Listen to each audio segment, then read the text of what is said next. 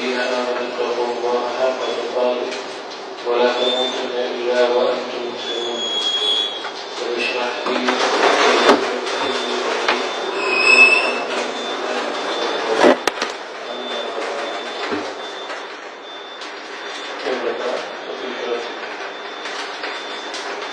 الإمام ابن القيم رحمه الله جاب المعنى في خير بهدي خير العباد بهدي خير العباد من كلامه فصل الإمام ابن القيم رحمه الله നാം വായിച്ചുകൊണ്ടിരിക്കുന്നത് അലൈഹിസ്സലാമയുടെ ജീവിതത്തിലുള്ള എല്ലാ മേഖലയിലുമുള്ള മാതൃക എങ്ങനെയാണ് വിശദീകരിക്കുന്ന ചർച്ച ചെയ്യുന്ന കിതാബാണ് ഉദാഹരണമാണ്. കിതാബിന്റെ രീതി അനുസരിച്ച് ആദ്യം അലൈഹിസ്സലാമയുടെ ഇബാദത്തുകൾ അതിലുള്ള മാതൃക എങ്ങനെയാണ് എന്നുള്ള കാര്യങ്ങൾ പറയുന്നത്. കഴിഞ്ഞ ദിവസത്തിലെല്ലാം നാം സംസാരിക്കുന്ന വിഷയം ഹജ്ജുമായി ബന്ധപ്പെട്ടിട്ടാണ്. സല്ലല്ലാഹു അലൈഹി വസല്ലമയുടെ ഹജ്ജും ഉംറയുമായി ബന്ധപ്പെട്ട് സല്ലല്ലാഹു അലൈഹി വസല്ലമ ഹജ്ജ് എത്ര നിർവഹിച്ചു, അതുപോലെ ഉംറ എത്ര നിർവഹിച്ചു, ഹജ്ജിന് വേണ്ടി ഇഹ്റാം ചെയ്തത്, പുറപ്പെട്ടത് എന്നീ കാര്യങ്ങളാണ് നമുക്ക് പറഞ്ഞത്. അപ്പോ ഹജ്ജിനുള്ള യാത്ര പുറപ്പെട്ട വിഷയങ്ങളും പറഞ്ഞു. അതിൽ സല്ലല്ലാഹു അലൈഹി വസല്ലം സഹാബികളും ദുൽഖലൈഫയിൽ വെച്ച് ഇഹ്റാം പ്രവേശിക്കുകയും അവിടുന്ന് മുതൽ തൽബിയത്ത് ചൊല്ലിക്കൊണ്ട് മക്കയിലേക്ക് യാത്ര പോവുകയുമാണ്. അത്രയുമാണ് കഴിഞ്ഞ ദിവസം നമ്മൾ വായിച്ചത്. അതിന് തുടർച്ചയായി ഇബ്നു ഖയ്യിം റഹിമഹുല്ലാഹ് പറയുകയാണ്, വകാന ഹജ്ജുഹു സ്വല്ലല്ലാഹു അലൈഹി വസല്ലം അലാ റഹ്ലിൻ ലാ മഹ്മിലിൻ വസാമിലതുഹു തഹ്തഹു. സല്ലല്ലാഹു അലൈഹി വസല്ലം ഹജ്ജിന് വേണ്ടി യാത്ര പോയിരുന്നതെല്ലാം സാധാരണ രീതിയിലുള്ള യാത്രാമുഖമായിട്ടുള്ള ഒട്ടകത്തിന്റെ പുറത്ത് ആയിട്ടാണ് യാത്ര ചെയ്തിട്ടുള്ളത്. അതിൽ പ്രത്യേകമായിക്കൊണ്ട് എന്തെങ്കിലും കൂടാരം കെട്ടുക, അന്ന് കാലത്ത് ഒട്ടകത്തിന്റെ മേലെ യാത്രയ്ക്ക് ചെയ്യാറുണ്ട്. പ്രത്യേകമായിട്ടുള്ള കൂടാരങ്ങളൊക്കെ കെട്ടാറുണ്ട്. ഹൗദജ് എന്നൊക്കെ സ്ത്രീകൾക്ക് കിട്ടുന്ന പോലെ, സ്ത്രീകൾ മറ്റുള്ളവരെ കാണാതിരിക്കാൻ വേണ്ടി സ്ത്രീകൾക്ക് ഒട്ടകത്തിന്റെ മുഖത്ത് നിന്നുണ്ടാവും പ്രത്യേകം ഇരിക്കാനുള്ള ഒരു ടെന്റ് പോലത്തെ ചെറുതുണ്ടാവും. പക്ഷെ നബി സല്ലല്ലാഹു അലൈഹി വസല്ലം ഹജ്ജിന് വേണ്ടി യാത്ര ചെയ്തത് അങ്ങനെയൊന്നും ഉണ്ടായിരുന്നില്ല. യാത്ര ചരക്കുകൾ ബാക്കിയുള്ള സാധനങ്ങളൊക്കെ ഒട്ടകത്തിന്റെ ഒരു ഭാഗത്തും അതിന് മേലായിട്ടാണ് നബി സല്ലല്ലാഹു അലൈഹി വസല്ലം ഇരുന്നിട്ടുണ്ടായിരുന്നത്. അതായത് ഹജ്ജ് ഉംറ എന്നൊക്കെ പറഞ്ഞു കഴിഞ്ഞാല് അല്ലാഹുവിന്റെ മുമ്പില് നമ്മുടെ ദില്ലത്ത് തെളിയിച്ചു കൊടുക്കുന്ന ഒരു കാര്യമാണ്. നമ്മുടെ താഴ്വ് തെളിയിക്കുന്ന, അതുകൊണ്ടാണ് വസ്ത്രം, ഇഹ്റാമിന്റെ വസ്ത്രം, അതുപോലെ തന്നെ മുടി നീക്കം ചെയ്യുന്നതൊക്കെ എന്താണ് അല്ലാഹുവിന് വേണ്ടി താഴ്മ കാണിക്കുന്നതിന്റെ അടയാളമാണ്. അതുകൊണ്ട് തന്നെ അങ്ങനെ അലങ്കരിച്ച രീതിയിലുള്ള എന്തെങ്കിലും ഒരു കാര്യമൊന്നും ഉണ്ടായിരുന്നില്ല. സാധാരണ ഒട്ടകപ്പുറത്തായിരുന്നു യാത്ര. وقد اختلف في جواز ركوب المحرم في المحمل والعمالية ونحوهما. ഈ ഉലമാക്കൾക്കിടയിൽ ഖിലാഫുള്ള ചർച്ചയുള്ള ഒരു വിഷയമാണ്. ഉംറയ്ക്കും ഹജ്ജിനുമെല്ലാം ഇഹ്റാമിലായിക്കൊണ്ട് യാത്ര ചെയ്യുന്ന വ്യക്തി ഇതുപോലെയുള്ള ഒട്ടകത്തിന്റെ പുറത്തേക്ക് കൂടാരത്തിലൊക്കെ അതുപോലെ കെട്ടിയിട്ട് പോകാൻ പറ്റുമോ ഇല്ലയോ എന്ന് ഉലമാക്കൾക്കിടയിൽ ഒരു ചർച്ചയുണ്ട് എന്ന് പറയാം. خيرهم صلى الله عليه وسلم عند الإحرام بين الأنساك الثلاثة. അപ്പോൾ ഹജ്ജിന് വേണ്ടി ദുൽഖുലൈഫയിൽ വെച്ച് ഇഹ്റാമിൽ പ്രവേശിക്കുമ്പോൾ നബി സല്ലല്ലാഹു അലൈഹി വസല്ലം ഒപ്പമുണ്ടായിരുന്ന സഹാബികൾക്ക് തെരഞ്ഞെടുക്കാനുള്ള ഓപ്ഷൻ നൽകിയിട്ടുണ്ടായിരുന്നു. 3 രീതിയിലാണ് ഹജ്ജ് നമ്മളൊന്ന് പറഞ്ഞു. ഒന്ന് തമത്തുആയിട്ട്, ഏറ്റവും അഫ്ദൽ അതാണ് എന്നാണ് അധികമണ്ഡലന്മാർ പറഞ്ഞിട്ടുള്ളത്. അഥവാ ഉംറയ്ക്ക് വേണ്ടി ഇഹ്റാം ചെയ്ത് ഉംറ നിർവഹിച്ചതിന് ശേഷം തഹല്ലുൽ ആകും, എന്നിട്ട് പിന്നെ മക്കയിൽ തന്നെ താമസിച്ച് ദുൽഹിജ്ജ് വീണ്ടും ഹജ്ജിന് വേണ്ടി അവിടെ വെച്ച് ഇഹ്റാമിൽ പ്രവേശിച്ച് ഹജ്ജ് നിർവഹിക്കുന്ന രീതി. അതാണ് പൊതുവെ നമ്മുടെ ആളുകളൊക്കെ ചെയ്യുന്ന രീതി. രണ്ടാമത്തെ എന്താണ് അൽ ഖീറാൻ. ഹജ്ജിനെ ഉംറയ്ക്കും ഒരുമിച്ച് ഇഹ്റാമിൽ കയറിക്കൊണ്ട് ഉംറ നിർവഹിക്കും, ഇഹ്റാമിലായിട്ട് തന്നെ തുടരും, പിന്നെ ഹജ്ജിന്റെ കർമ്മങ്ങളിലേക്ക് പ്രവേശിക്കും, ഇഹ്റാം തഹല്ലുലാവില്ല. മൂന്നാമത്തെ രീതി അൽ ഇഫ്റാദ്, ഹജ്ജ് മാത്രം, ഉംറ ഭാഗം നിർവഹിക്കില്ല, ഹജ്ജിന് വേണ്ടി മാത്രം ചെയ്യുന്ന രീതി. അപ്പോ ഇങ്ങനെയുള്ള 3 രീതികളുണ്ട്. അപ്പൊ ഈ 3 രീതിയിൽ ഏത് രീതിയിൽ വേണം ഹജ്ജ് ചെയ്യാൻ എന്നുള്ളത് തെരഞ്ഞെടുക്കാനുള്ള അവസരം ആർക്ക് കൊടുത്തു? ഷാഫിഈ കൊടുത്തു. അവരവർക്ക് ഇഷ്ടമുള്ളതുപോലെ ഈ 3-ൽ-1 തെരഞ്ഞെടുക്കാൻ കൊടുത്തു. ثم نذرهم عند دنوهم من مكة إلى فصل الحج والقران إلى العمرة لمن لم يكن معه هدي. അങ്ങനെ നബി സല്ലല്ലാഹു അലൈഹി വസല്ലം മക്കയിലേക്ക് അടുത്തപ്പോൾ, യാത്രയിൽ മക്കയിലോട് അടുത്ത സമയത്ത് നബി സല്ലല്ലാഹു അലൈഹി വസല്ലം സ്വഹാബികളോട് പറഞ്ഞു, ഖിറാനിന് വേണ്ടി ഹജ്ജിൽ ഇഹ്റാമിൽ പ്രവേശിച്ച ആളുകൾ അവരുടെ ഇഹ്റാം എന്തിനാക്കി മാറ്റുക, അവരുടെ നീയത്താക്കി മാറ്റുക, ഉംറയിലാക്കി മാറ്റുക. ഖിറാൻ എന്ന് പറഞ്ഞു കഴിഞ്ഞാൽ ഉംറയും ഹജ്ജും ഒരുമിച്ച് നിർവഹിക്കാൻ വേണ്ടി എന്ത് ചെയ്തിട്ടുള്ള ആളുകൾ, നീയത്ത് വെച്ചിട്ടുള്ള ആളുകൾ അത് എന്ത് ചെയ്താൽ മതി, ഖിറാൻ ചെയ്യേണ്ട, തമത്തുവ ചെയ്താൽ മതി. ആദ്യം ഉംറ ചെയ്തിട്ട് തഹ്ലീലാകാൻ വേണ്ടി ഉംറക്ക് വേണ്ടി നീയത്തിൽ കയറിയാൽ മതി എന്ന് പറഞ്ഞു. ഒപ്പം അറവ് മൃഗത്തെ കൊണ്ടുവരാത്ത ആളുകൾ, അതായത് ഇപ്പോ മക്കയിലേക്ക് ഹജ്ജിന് പോകുമ്പോൾ ഇതൊക്കെ പ്രത്യേകിച്ച് ഇന്ന് കാലത്ത് നമുക്കൊന്നും പറഞ്ഞതല്ല. കാരണം ഇപ്പൊ ഇതിനൊന്നും ആവശ്യമില്ലാത്ത രീതിയാണ് നമ്മുടെ നാട്ടിൽ നമുക്ക് മാത്രം ചെയ്യുള്ളൂ, ബാക്കിയുള്ള കാര്യങ്ങളൊക്കെ ചെയ്യില്ല. പക്ഷെ ആ കാര്യം പറയുമ്പോ ഹജ്ജ് നിർവഹിക്കാൻ വേണ്ടി നമ്മുടെ നാട്ടിൽ പോകുന്ന ആളുകൾ അധീനത്തിൽ പോകുമ്പോ അറക്കാൻ വേണ്ടി 100ഓളം ഒട്ടകത്തെ ആര് കൊണ്ടുപോകുന്നുണ്ട്, കൊണ്ടുപോകുന്നുണ്ട്. അപ്പൊ അങ്ങനെ അറവുമൃഗത്തെ ഒപ്പം കൊണ്ടുപോകുന്ന ആളുകൾക്ക് എന്നെ നിർവഹിക്കാൻ പറ്റുള്ളൂ, ഖിറാൻ മാത്രമേ നിർവഹിക്കാൻ പറ്റുള്ളൂ. തമത്തുവാണ് ഉണ്ടെങ്കിൽ കൂടി ഒപ്പം അറവുമൃഗത്തെ ഒരാൾ കൊണ്ടുപോകുന്നുണ്ടെങ്കിൽ എന്നെ നിർവഹിക്കാൻ പറ്റുള്ളൂ, ഖിറാനെ പറ്റുള്ളൂ. അതല്ലാത്ത ആളുകൾക്ക് എന്ത് നിർവഹിക്കാം, തമത്തു ചെയ്യാം. തമത്തുവാണ് അഫ്ദൽ എന്നുകൊണ്ട് നബി സല്ലല്ലാഹു അലൈഹി വസല്ലം ഖിറാനാണ് ചെയ്തത്. കാരണം എന്താണ്, അറവുമൃഗത്തെ കൊണ്ടുപോയിട്ടുണ്ട്. അപ്പൊ കൊണ്ടുപോകാത്ത ആളുകളോട് നബി സല്ലല്ലാഹു അലൈഹി വസല്ലം എന്ന് പറഞ്ഞു, ആദ്യം തെരഞ്ഞെടുത്ത അവസരം കൊടുത്തു. മക്കയിലേക്ക് അടുത്തപ്പോൾ അവരോട് പറഞ്ഞു, ഇനി ആ നിയത്ത് ഫസ്റ്റ് ചെയ്തിട്ട് അത് ഒഴിവാക്കിയിട്ട് ഉംറക്ക് വേണ്ടി നിയത്താക്കിയാൽ മതി, തമത്തുവ ചെയ്തോളി എന്ന് അവരോട് പറഞ്ഞു. ഇതുമായി ബന്ധപ്പെട്ട ചില കാര്യങ്ങൾ കുറച്ച് കഴിച്ചു വരുന്നത്. അങ്ങനെ മറുവയുടെ ഭാഗത്തെത്തിയപ്പോൾ കടലിലേക്ക് പ്രവേശിച്ചതിന്റെ ആ വഴിയിലൂടെയായിരുന്നു.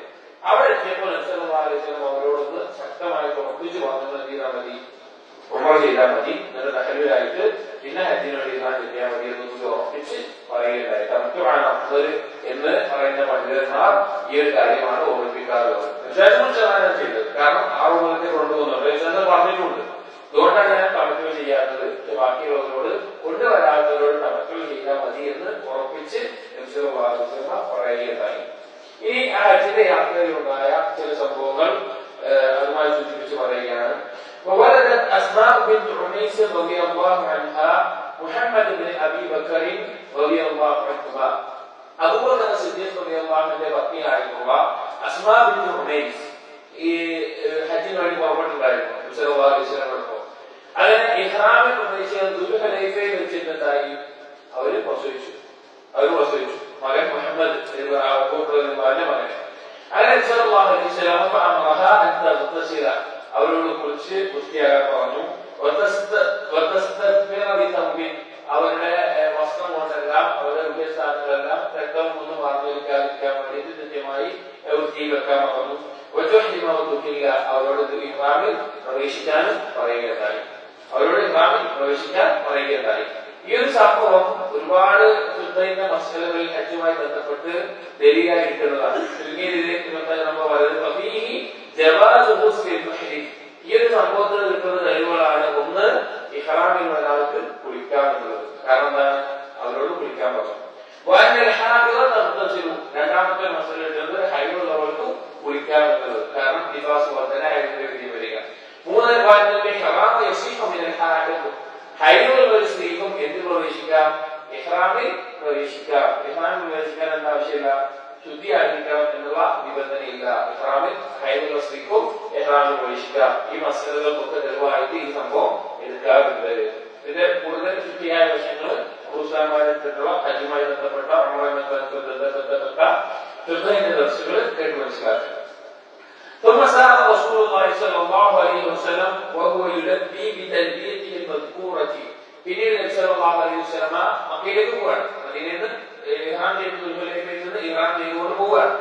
അങ്ങനെ മക്ക ലക്ഷ്യമാക്കി പോകുന്ന സമയത്ത് എന്ത് ചെയ്യുന്നുണ്ട്, ഈ തൽബിയത്ത് നേരത്തെ പറഞ്ഞപ്പോൾ ലബ്ബൈക അല്ലാഹുമ്മ ലബ്ബൈക തൽബിയത്ത് പറയുന്നുണ്ട്. വന്നാസ് മഅഹു, ഒപ്പം ജനങ്ങൾ പറയുന്നുണ്ട്. യസീറൂന ഫീഹാ വയൻഖുസൂൻ, ചിലർ അതിനേക്കാൾ കൂടുതലായിട്ട് പറയുന്നുണ്ട്. ചിലർ അത്ര മാത്രം പറഞ്ഞു, കുറച്ച് മാത്രം പറഞ്ഞു നിർത്തുന്നുണ്ട്. വഹു യുഖ്ബിറുഹും, നബി സല്ലല്ലാഹു അലൈഹി വസല്ലം അംഗീകരിച്ചു കൊടുത്തിട്ടുണ്ട്. അതായത് തൽബിയത്തിൽ പൊതുവെ ലബ്ബൈക അല്ലാഹുമ്മ ലബ്ബൈക ലബ്ബൈക ലാ ശരീക ലക ലബ്ബൈക ഇന്നൽ ഹംദ വൻ നിഅമത ലക വൽ മുൽക്ക് ലാ ശരീക ലക എന്നുള്ളതാണല്ലോ. ഇബ്നു ഉമർ റളിയല്ലാഹു അൻഹു വന്നിട്ടുള്ള ചില റിവായത്തിൽ ഇത്ര കൂടി ലബ്ബൈക ലബ്ബൈക വസഅദൈക വൽ ഖൈറു ബിയദൈക ലബ്ബൈക വറഗ്ബാബു ഇലൈക വൽ അമൽ എന്നുള്ള വാക്കുകൊണ്ടും തൽബിയത്ത് പറഞ്ഞതായിട്ടുണ്ട്. അതിൽ സല്ലല്ലാഹു അലൈഹി വസല്ലം അംഗീകരിച്ചു കൊടുത്തിട്ടുള്ളതാണ്. തൽബിയത്തിനോടൊപ്പം ഇതിന് കൂടുതൽ വാക്കുകൾ ഒന്ന് പറഞ്ഞിട്ടുണ്ട്.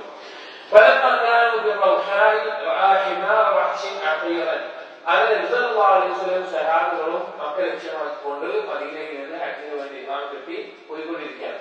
ആ പോകുന്ന വഴിയിൽ വെച്ച് മുറിവേറ്റിട്ടുള്ള അല്ലെങ്കിൽ അമ്പ് പോലെ തറച്ചിട്ടുള്ള ഒരു കഴുതയെ കാട്ടുകഴുതയെ കാണുകയുണ്ടായി. വഹ്ശിയായിട്ടുള്ള കഴുതയെ കാണുകയുണ്ടായി. കാട്ടുകഴുതയുടെ മാംസം എന്താണ്? ഹലാലാണ്. എന്നാൽ അഹ്ലിയായിട്ടുള്ള നാട്ടിൽ ജീവിക്കുന്ന കഴുതകളുടെ ഹറാമാണ് ഇസ്ലാമിൽ. അപ്പൊ അവിടെ അങ്ങനെ അമ്പേറ്റിട്ടുള്ള രീതിയിലുള്ള അത് വേട്ടയാടിയ രീതിയിൽ കണ്ട ഒരു കഴുതയെ കാണുകയുണ്ടായി. കണ്ടപ്പോ ഒപ്പുണ്ടായ സഹാബികളോട് പറഞ്ഞു അതിനെ പിടിക്കണ്ട, കാരണം പിന്നെ വേട്ടയാടപ്പെട്ടതാണ് വിളിച്ചണ്ട.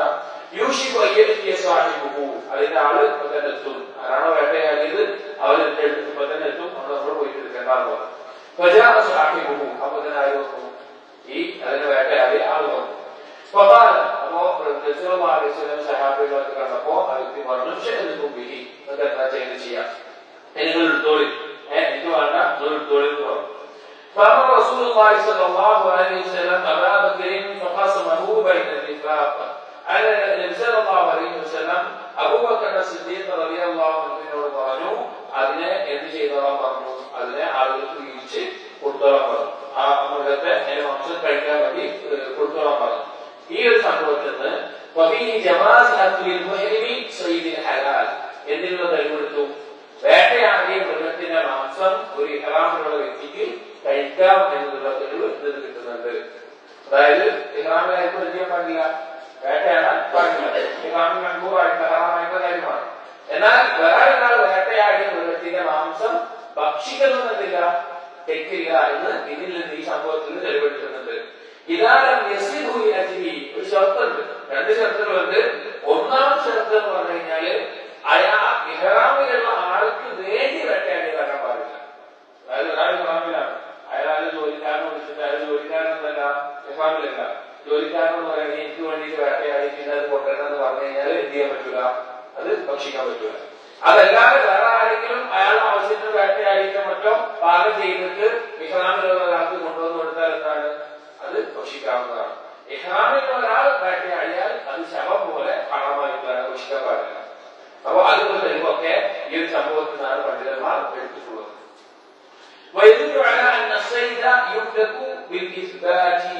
അതായത് ആ വേട്ടയാടുന്ന മൃഗത്തെ വേട്ടയാടപ്പെട്ടതാണ് എന്ന് അതിന്റെ അടിസ്ഥാനത്തിൽ മനസ്സിലാക്കാം എന്നുള്ളത് മാത്രമാണ് പറയുന്നത്. ഇവിടെ രണ്ട് ഷർത്തുകൾ പറഞ്ഞല്ലോ. ഒന്ന് അയാൾ വേട്ടയാടാൻ പാടില്ല എന്നുള്ളത്, പിന്നെ രണ്ട് നിബന്ധനകളാണുള്ളത്. ഒന്ന് എപ്പോഴും സാഹചര്യമായ രണ്ട് ഒരു ഇഹ്റാമിലുള്ള ആൾക്ക് ഈ മാംസം ഭക്ഷിക്കാൻ രണ്ട് നിബന്ധനകളാണ്. ഒന്ന്, ആ വേട്ടയാടിയവൻ ഇഹ്റാമിലുള്ള ആകാൻ പാടില്ല. രണ്ട്, അവന് വേണ്ടി വേട്ടയാടിയതാകാൻ പാടില്ല. ഈ രണ്ട് നിബന്ധന എല്ലാവർക്കൊക്കെ ഭക്ഷിക്കാവുന്നതാണ് എന്നാണ് മനസ്സിലാക്കുന്നത്. ثم مضى صلى الله عليه وسلم حتى إذا كان بين الرويثة والعرج.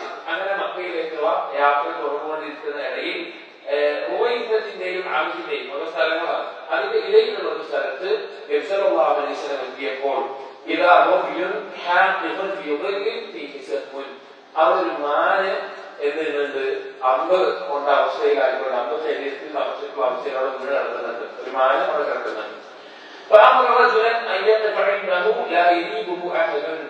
അങ്ങനെ ഒരു വ്യക്തിയെ നബി സല്ലല്ലാഹു അലൈഹി വസല്ലം അവിടെ നിൽക്കാൻ പറഞ്ഞു. ഈ ഹജ്ജിന് വരുന്ന ആളുകൾ മുഴുവൻ പോയി തീരുന്നവരെ അവിടെ നിൽക്കണമെന്ന് ഒരാളോട് കൽപ്പിച്ചു. ഒരാൾക്കും അതിനെ സംശയം തോന്നാത്ത രീതിയിൽ അവിടെ നിൽക്കണം എന്ന് പറഞ്ഞു. അത് പറയാനുള്ള കാരണം പറയുന്നത്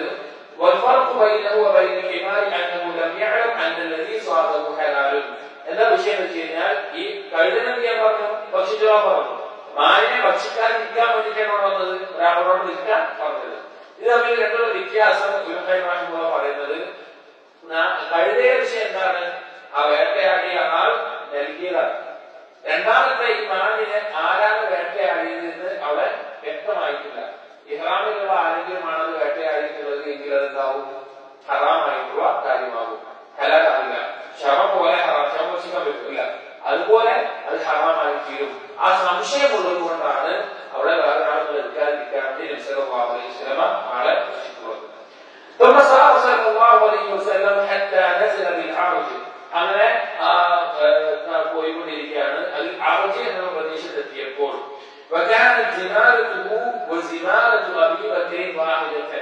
അവർ ഹജ്ജിന് പോകണല്ലോ. അപ്പൊ നബി സല്ലല്ലാഹു അലൈഹി വസല്ലമയുടെ ചരിത്രങ്ങളും അബൂബക്കർ സിദ്ദീഖ് റളിയല്ലാഹുവിന്റെ ചരിത്രങ്ങളും കൂടി ഒരുമിച്ചിട്ട് ഒരു ഒട്ടകം പുറത്താണ് വെച്ചിട്ടുണ്ടായിരുന്നു. ഒട്ടകവും ഒരു മൃഗത്തിന് പുറത്താണ് വെച്ചിട്ടുണ്ടായിരുന്നത്.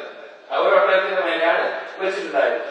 അങ്ങനെ ആ രണ്ടുപേരുടെ ചരിത്രം മാത്രമൊക്കെ ഒരു ഒട്ടകം ഉണ്ടായിരുന്നു, ആ ഒട്ടകത്തിന്റെ മേലെ വെച്ചിട്ടുണ്ടായിരുന്നു.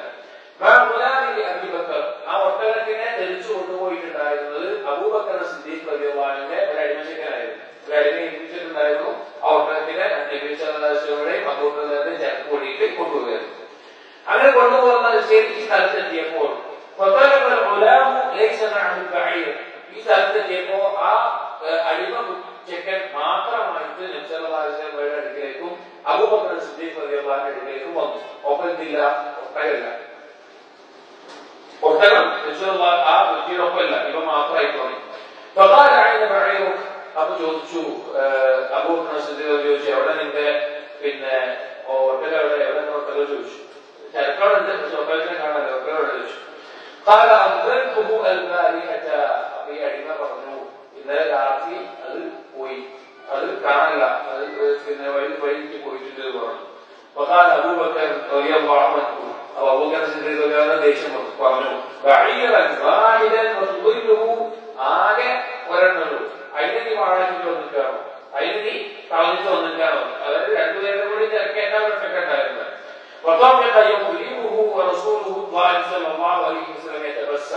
അങ്ങനെ ആ ദേഷ്യത്തിൽ അബൂബക്കർ സിദ്ദീഖ് റളിയല്ലാഹു അൻഹു ആ അടിമച്ചക്കനെ അടിക്കാൻ തുടങ്ങി. ചെയ്തല്ലോ പറഞ്ഞിട്ട് അടിക്കുകയാണ്. അപ്പൊ നബി സല്ലല്ലാഹു അലൈഹി വസല്ലം അത് കണ്ടിട്ട് ചിരിച്ചു. എന്നിട്ട് പറഞ്ഞു, ആളുകളോട് പറഞ്ഞു, ഈ ഹറാമിലുള്ള ആളിലേക്ക് നോക്കി വെക്കാൻ എന്താ ചെയ്യുന്നത്? അപ്പൊ സിദ്ദീഖ് കാണിച്ചിട്ട് ഇയാൾ ചെയ്യുന്ന നിലക്ക് ഇതെന്ത് ചെയ്യുന്നത് നോക്കി വെക്കുക, നീ അടിക്കാൻ കണ്ടിട്ട് നബി സല്ലല്ലാഹു അലൈഹി വസല്ലം ചിരിച്ചുകൊണ്ട് അങ്ങനെ ഒരു വാക്ക് പറയുകയുണ്ടായി. ثم مضى رسول الله صلى الله عليه وسلم حتى إذا كان بالأبواء. അങ്ങനെ നബി സല്ലല്ലാഹു അലൈഹി വസല്ലം യാത്ര തുടർന്നു. അബ്വാ എന്നുള്ള പ്രദേശത്തെത്തിയപ്പോൾ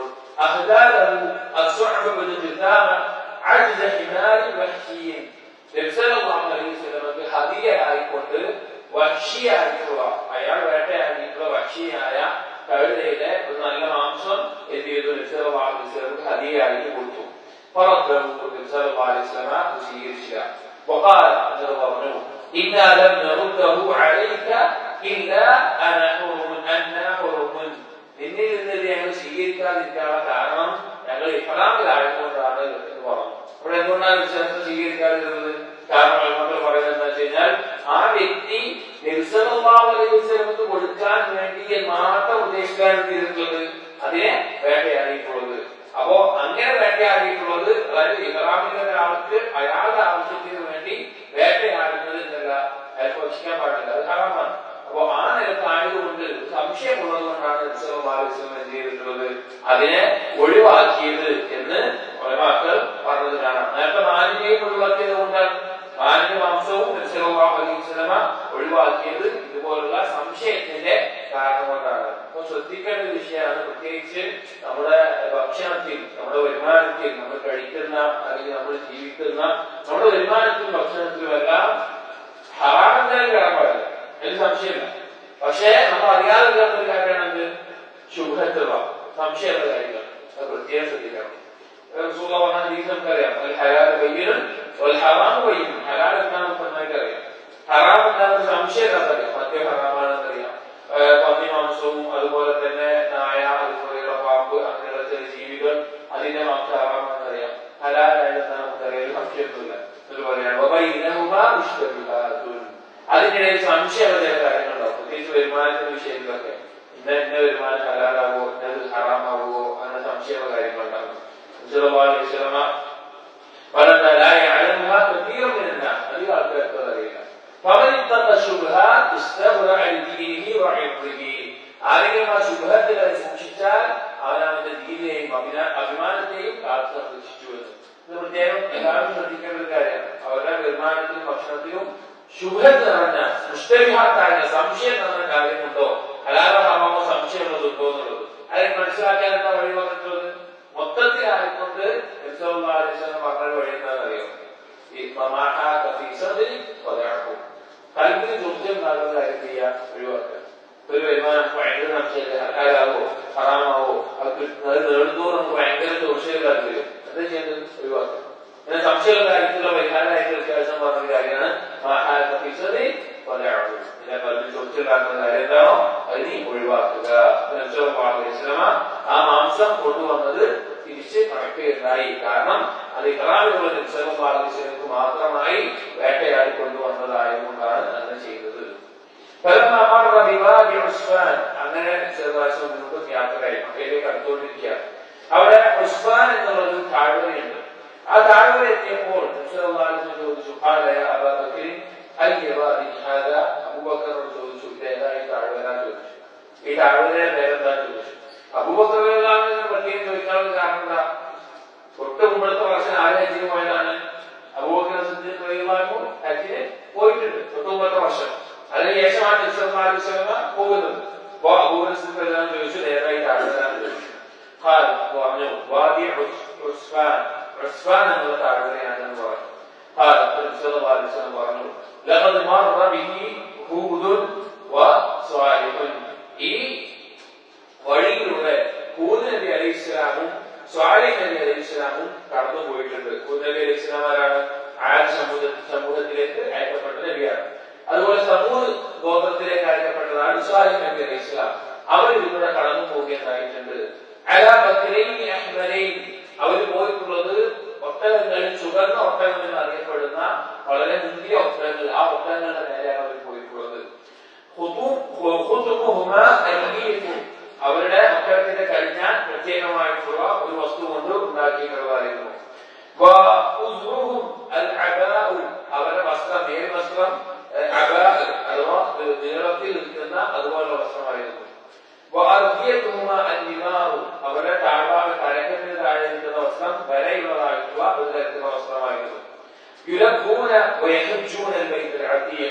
അവർ തൽബിയത്ത് പറഞ്ഞുകൊണ്ട് അല്ലാഹു ബൈത്തുൽ അതീഖ് എന്ന് പറഞ്ഞാൽ പുരാതനമായിട്ടുള്ള ഭവനം, അതാണ് കഅബ. ആ കഅബയെ അവർ ഹജ്ജ് നിർവഹിക്കാൻ വേണ്ടി വഴിയിലൂടെ അവിടെ പോയിട്ടുണ്ട് എന്ന് സല്ലല്ലാഹു അലൈഹി വസല്ലം പറയുകയുണ്ടായി. ഇമാം അഹ്മദ് മുസ്നദിൽ ഉദ്ധരിച്ചിട്ടുള്ള ഒരു സംഭവമാണ്. ഈ ഒരു സംഭവം സല്ലല്ലാഹു അലൈഹി വസല്ലമയുടെ മുഅ്ജിസത്തിനെ അറിയിക്കുന്നുണ്ട്. കാരണം സല്ലല്ലാഹു അലൈഹി വസല്ലമക്ക് ഇതറിയണമെങ്കിൽ വഴിയുടെ അടിസ്ഥാനത്തിൽ അറിയുള്ളൂ. രണ്ട്, ഹജ്ജ് എന്നുള്ളത് ഇബ്രാഹിം നബി അലൈഹി ഇസ്ലാമിന് ശേഷം ഓരോ നബിമാരും അതുപോലെ തന്നെ റസൂലുകളും ആളുകളും ചെയ്തുകൊണ്ടിരുന്ന ഒരു കാര്യമായിരുന്നു. ശേഷം മാത്രം പഠിപ്പിക്കപ്പെട്ട കാര്യമില്ല ഹജ്ജ് എന്നുള്ളത്. മുമ്പുള്ള നബിമാർ നിർവഹിച്ചിട്ടുണ്ട്, അതുപോലെ ആളുകൾ നിർവഹിച്ചിട്ടുണ്ട്. മക്കയിലെ മുശ്രിക്കുകൾ എന്ത് ചെയ്യാറുണ്ട്? എല്ലാ വർഷവും ഹജ്ജ് നിർവഹിക്കാറുണ്ട്. അവർക്ക് ഹജ്ജ് അറിയാവുന്ന ഒരു കാര്യമാണ്. അതുകൂടി ഈ കാര്യം അറിയിക്കുന്നുണ്ട്. അപ്പൊ നബിമാരുടെ മൊത്തം, കാരണം ജനങ്ങൾക്ക് ഇബ്രാഹിം നബി അലൈഹി ഇസ്ലാമിന് ശേഷമുള്ള സന്താന പരമ്പരയിലുള്ള ആളുകൾക്ക് മൊത്തത്തിൽ ഉണ്ടായിരുന്ന ഇബാദത്തായിരുന്നു ഹജ്ജ് നിർവഹിക്കുക, അഥവാ കഅബയിൽ വന്ന് ഹജ്ജ് നിർവഹിക്കുകയായിരുന്നു. പിന്നെ യാത്രയിലുണ്ടായ ചില സംഭവങ്ങൾ ഇതിൽ തുടർന്ന് പറയുകയാണ്. മക്കയോട് അടുത്തുള്ള പ്രദേശമാണ് സെരീഫ് എന്നുള്ളത്. ആ പ്രദേശത്ത് എത്തിയപ്പോൾ ആയിഷ റളിയല്ലാഹു അൻഹ ഹൈബുകാരിയായി സംഭവിച്ചു.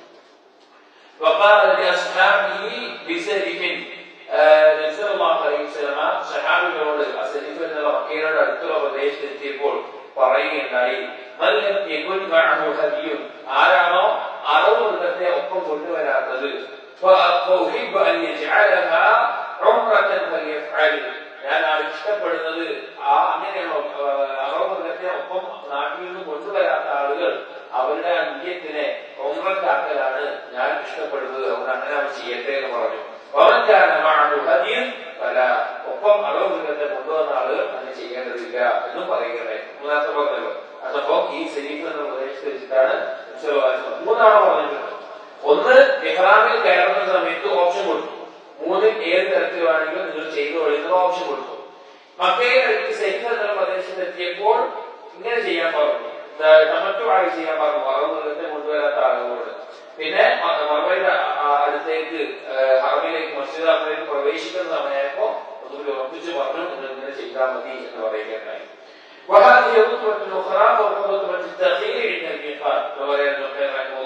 മീഖാത്തിൽ വെച്ച് തെരഞ്ഞെടുക്കാനുള്ള ഓപ്ഷൻ നൽകിയിട്ട് അടുത്ത തവണ ഈ സമയത്താണ് ഇത് പറഞ്ഞത്, നിങ്ങൾ എന്ത് ചെയ്യുക, ഉംറ ചെയ്താൽ മതി എന്ന നിലയ്ക്ക് പറഞ്ഞിട്ടുള്ളത്. അങ്ങനെ മക്കയിലെത്തിയപ്പോൾ നിർബന്ധമായ നിലയ്ക്ക് ഒരു കൽപ്പന കൽപ്പിച്ചു. ഒപ്പം അറവ് മൃഗത്തെ ഇല്ലാത്ത കൊണ്ടുവരാത്ത ആളുകൾ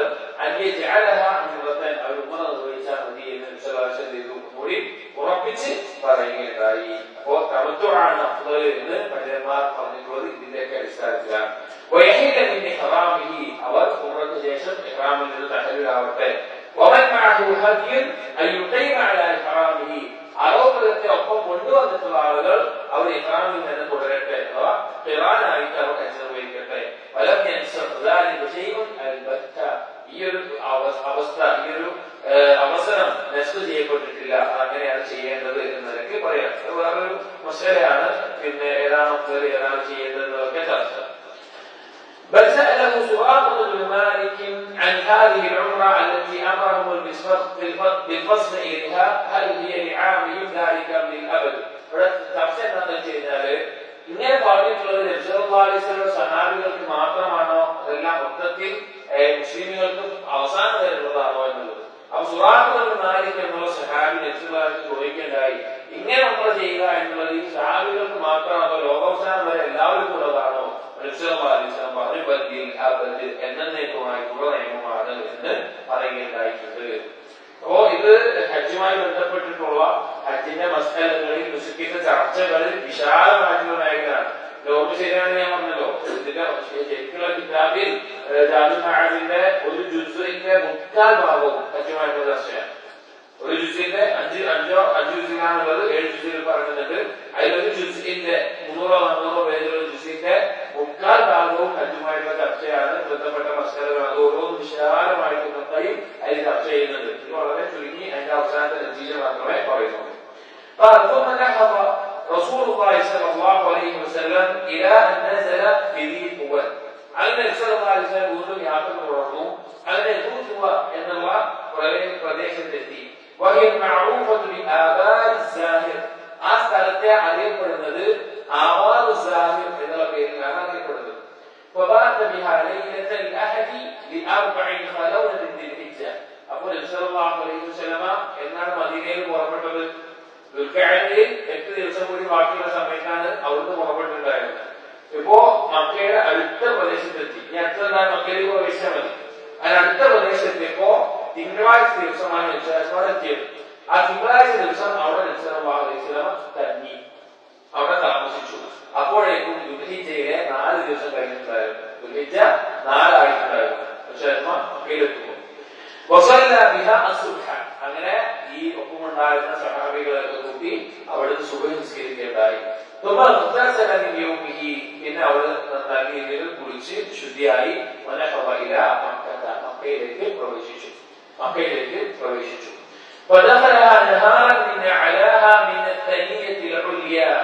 അങ്ങനെ പകൽ സമയത്ത്, അഥവാ ഏകദേശം ദുഹയുടെ സമയത്താണ് നബി സല്ലല്ലാഹു അലൈഹി വസല്ലം ഇങ്ങനെ പ്രവേശിക്കുന്നത്, മസ്ജിദുൽ ഹറമിന്റെ ഭാഗത്തേക്ക് പ്രവേശിക്കുന്നത്. നബി സല്ലല്ലാഹു അലൈഹി വസല്ലം പ്രവേശിച്ചിട്ടുള്ളത് ഹറമിന്റെ പ്രദേശത്തിൽ ഏറ്റവും ഉയർച്ച കൂടിയ സ്ഥലത്തിലൂടെയാണ് കഅബയിലേക്ക്, മസ്ജിദുൽ ഹറമിലേക്ക് വിശേഷം വന്നത്. അതിനെ എന്ത് അറിയപ്പെടുന്നതാണ് ഹജൂൽ എന്നുള്ള സ്ഥലം. നമ്മൾക്ക് മറ്റു പോയ ആളുകൾക്ക് അറിയാം. മുഅല്ലല്ലോ അവിടെ മറുപടിയുടെ ഭാഗത്ത് നിന്ന് പോയി കഴിഞ്ഞാൽ കാണാം. ആ ഭാഗമാണ് പിന്നെ ഹറമിന്റെ പ്രദേശത്തിൽ ഉയർന്ന ഭാഗമായിട്ടുള്ളത്. അതിലൂടെയാണ് നബി സല്ലല്ലാഹു അലൈഹി വസല്ലം എന്തിനു വേണ്ടി വന്നത്? ഹജ്ജിന് വേണ്ടി വന്നപ്പോൾ കഅബയിലേക്ക്, മസ്ജിദുൽ ഹറമിലേക്ക് പ്രവേശിച്ചത് ആ ഭാഗത്തിലൂടെയാണ്. അതിന്റെ ബാബ് ഇന്നത്തെ ബാബ് പറയുന്നത് ബാബു സലാം എന്ന് പറയും. ബാബു സലാം എന്ന് പറയുന്ന ആ പ്രദേശത്തിലൂടെയാണ് കഅബയുടെ ഭാഗത്തേക്ക് പ്രവേശിച്ചത്. وكان صلى الله عليه وسلم بعمرة يدخلها من أسفلها. ഇതിന് മുമ്പ് ഉംറക്ക് വന്ന സമയത്ത് താഴ്വാരത്തുള്ള ഭാഗത്തിലൂടെ പ്രവേശിച്ചത്. പുതായി എന്നൊക്കെ പറയില്ലേ, ആ ഭാഗത്തിലൂടെയാണ് പ്രവേശിച്ചത്. ഹജ്ജിന് വേണ്ടി വന്നപ്പോൾ മറുവയുടെ ഹജൂൻ എന്ന് പറയുന്ന ആ ഭാഗത്തിലൂടെയാണ് പ്രവേശിച്ചത്.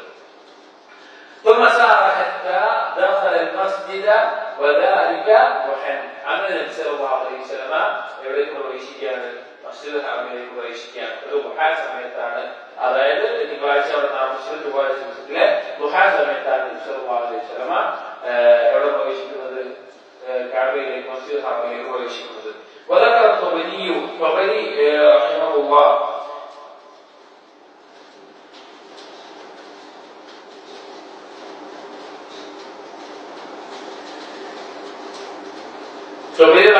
എന്ന് പിന്നെ നുസ്ബയിലാണുള്ളത്. പക്ഷെ യഥാർത്ഥത്തിൽ അത് വന്നിട്ടുള്ളത് തൊബറാനി ഉദ്ധരിച്ചതായിട്ടാണ് വന്നിട്ടുള്ളത്. തൊബറാനി എന്നുള്ളത് മാലിപ്പോയി തൊബരി എന്നിട്ട് കൊടുത്തതായിരിക്കാം, തെറ്റിപ്പോയതായിരിക്കാം. ഒരേ രീതിയിലാണുള്ളത് തൊബറാനി എന്നുള്ളത് അവർ പറയുന്നത്.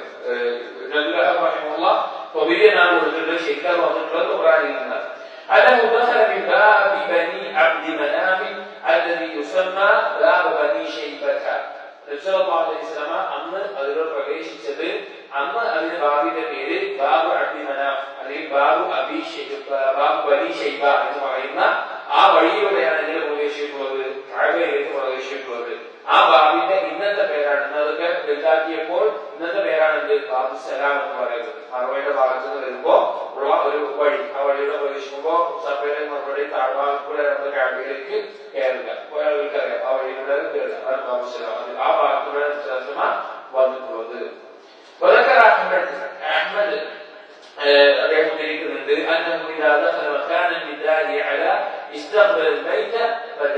അങ്ങനെ വരുന്ന സമയത്ത് ബൈത്തിലേക്ക് അഥവാ കഅബയിലേക്ക്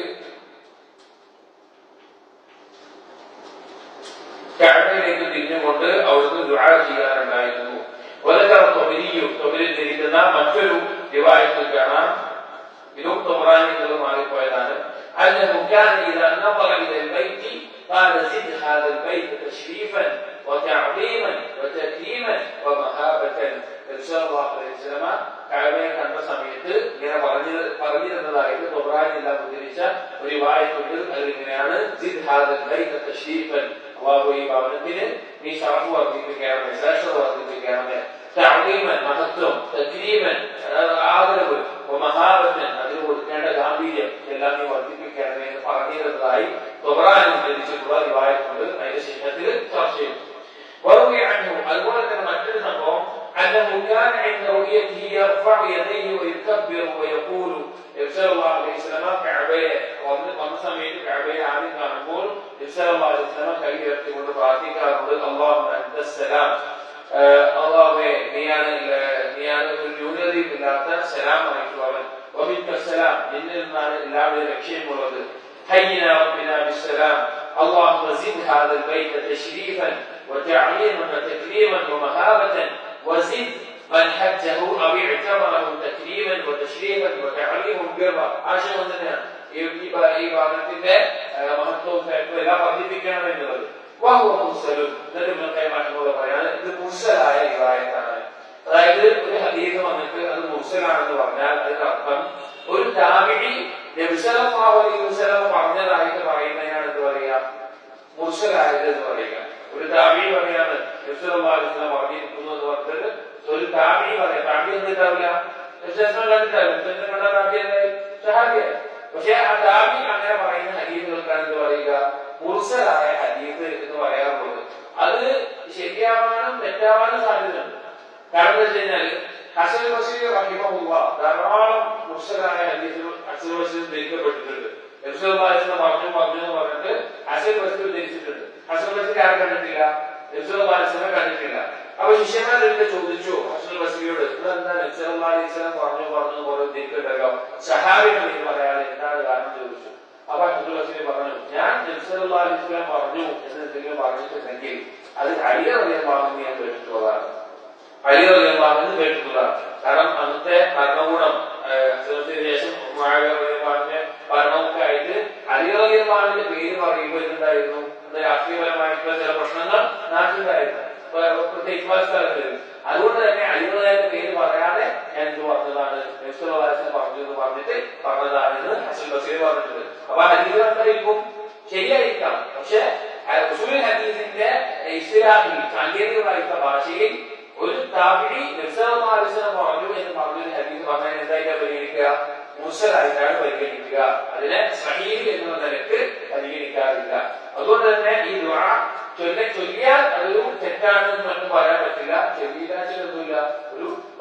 പറഞ്ഞിട്ടില്ല. അങ്ങനെ ദുആആയിട്ടാണ് പറഞ്ഞിട്ടുള്ളത്.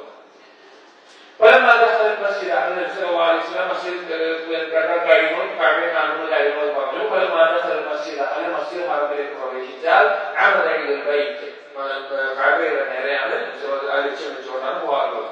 ولم يركع تحية المسجد എന്ത് ചെയ്യാറില്ല? ആ മസ്ജിദ് തഹിയ്യത്ത് നിസ്കരിക്കാറില്ല.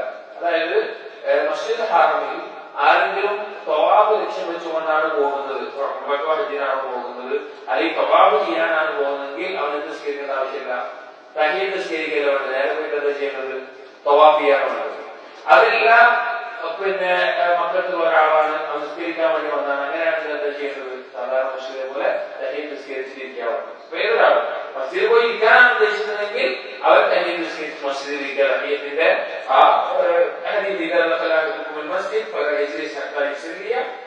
മസ്ജിദ് എന്നുള്ളതിന്റെ അടിസ്ഥാനത്തിൽ തഹിയ്യത്ത് നിസ്കരിക്കണം. അതല്ല എങ്കിൽ മസ്ജിദ് ഹറമിലെ തഹിയ്യത്ത് എന്താണ്?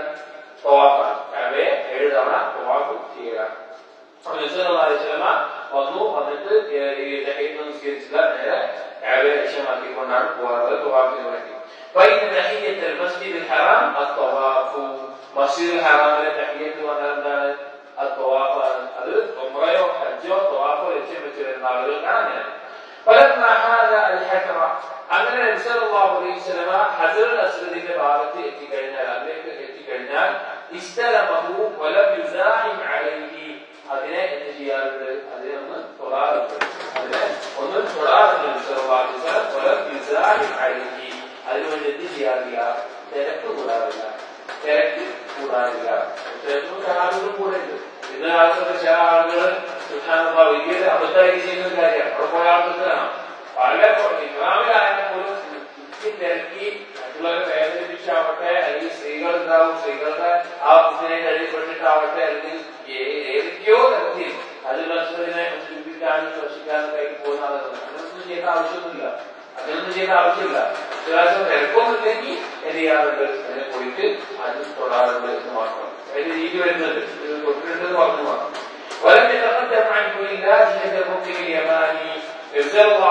ഒരിക്കലും റുക്നുൽ യമാനിയുടെ ഭാഗത്തേക്കല്ല പോകാറുള്ളത്. അവിടുന്ന് കാണുമ്പോൾ കൈകൾ ഇങ്ങനെ ഉയർത്തുകയും ചെയ്യാറില്ല. ചില ആളുകൾ അവരെ കാണുമ്പോൾ കൈകൾ ഇങ്ങനെ ഉയർത്തിയിട്ട് എന്തെങ്കിലും തക്ബീർ ചെയ്യും. അതൊന്നും നിശ്ചയത്തിൽ ചെയ്തിട്ടില്ല.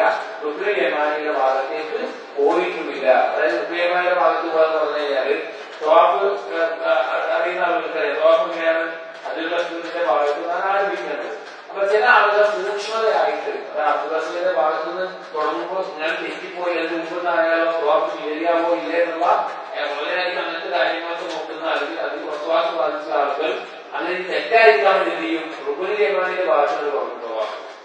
അതായത് കുറച്ച് നേരത്തെ തുടങ്ങിയ തവാഫ് എന്തായാലും കിട്ടുമല്ലോ എന്ന നിലക്ക് റുക്നുൽ യമാനിയുടെ ഭാഗത്തു നിന്നായിട്ട് തവാഫ് ആരംഭിക്കുന്ന രീതി ആരംഭിച്ചത് ചില ആളുകൾ ചെയ്യാറുണ്ട്. ഇതുപോലെ കുറച്ചുകൂടി നേരത്തെ താഴേക്ക് ആൾക്കാരുണ്ടല്ലോ, കുറെ മുമ്പ് കാരണം ശ്രദ്ധിക്കാൻ വേണ്ടിയിട്ട് ആ രീതി ചെയ്യുന്ന ആളുകളുണ്ട്. അങ്ങനെ നബി സല്ലല്ലാഹു അലൈഹി വസല്ലം ചെയ്തിട്ടില്ല, ചെയ്യാറില്ല.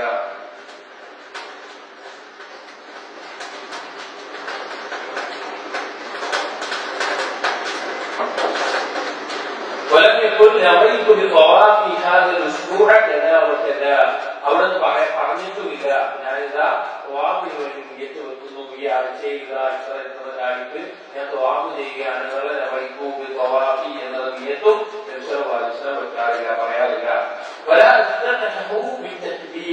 അതുപോലെ തന്നെ ഒക്കെ അല്ലാഹു അക്ബർ എന്ന് പറഞ്ഞുകൊണ്ടല്ല ആരംഭിച്ചിരുന്നത്. അത് വന്ന ഉടനെ അല്ലാഹു അക്ബർ എന്ന് പറഞ്ഞിട്ടല്ല തുടങ്ങിയിരുന്നത്. തുടങ്ങുന്ന രീതി പറയുന്നുണ്ട്. അതുപോലെ തന്നെ ശരീരം മുഴുവൻ ഹജറുൽ അസ്വദിന്റെ നേരെ തിരിച്ചുകൊണ്ട് അങ്ങനെയുമല്ല നിൽക്കുന്നത്.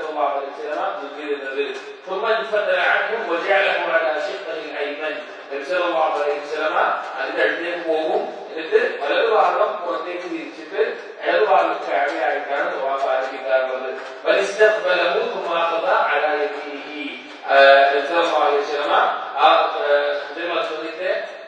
അങ്ങോട്ട് വല്ലാതെ ചേർന്ന് പോയി നിൽക്കാതെ അതിന്റെ നേരെ നിന്നുകൊണ്ട് പിന്നെ വലതു ഭാഗത്തേക്ക് തിരിയും. അതായത് അങ്ങനെ തിരിഞ്ഞു കഴിഞ്ഞാൽ ഇടതു ഭാഗത്ത് കാബുണ്ടാവും, ഇടതുഭാഗത്ത് കാബുണ്ടാവും. അങ്ങനെയാണ് ഹജറുൽ അസ്വദിന്റെ അവിടുന്ന്